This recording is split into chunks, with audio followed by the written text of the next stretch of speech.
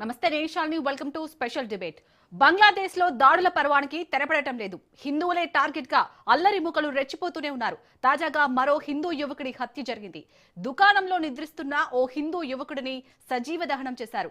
జనవరి 23న నార్సింగ్డి ప్రాంతంలో ఈ ఘటన చోటు చేసుకుంది. షట్టర్ మూసివేసి పెట్రోల్ పోసి నిప్పంటించాయి. షాపులో నిద్రిస్తున్న చెంచల్ భౌమిక్ అనే యువకుడు సజీవ దహనమయ్యాడు. చెంచల్ మరణించాడని నిర్ధారించుకున్న తర్వాతే దుండగులు అక్కడి నుంచి పారిపోయినట్లు అక్కడి ప్రత్యక్ష సాక్షులు చెబుతున్నారు. పథకం ప్రకారమే ఈ హత్య చేసినట్లు అతడి కుటుంబ సభ్యులు అలాగే చెంచల్ యజమాని ఆరోపిస్తున్నారు.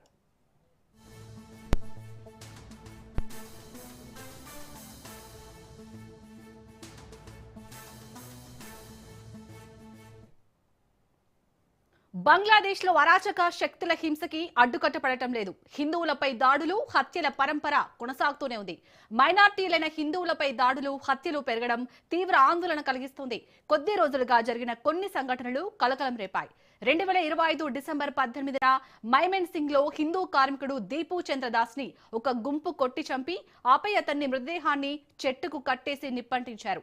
డిసెంబర్ 24న రాజ్బరీలో అమృత్ మండల్ అనే హిందూ యువకుడిని అల్లరి మూక కొట్టి చంపింది.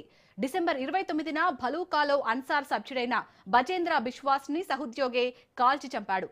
డిసెంబర్ 31న షరియత్పూర్ లో ఖోకన్ చంద్రదాస్ పై దాడి దుమారం సృష్టించింది.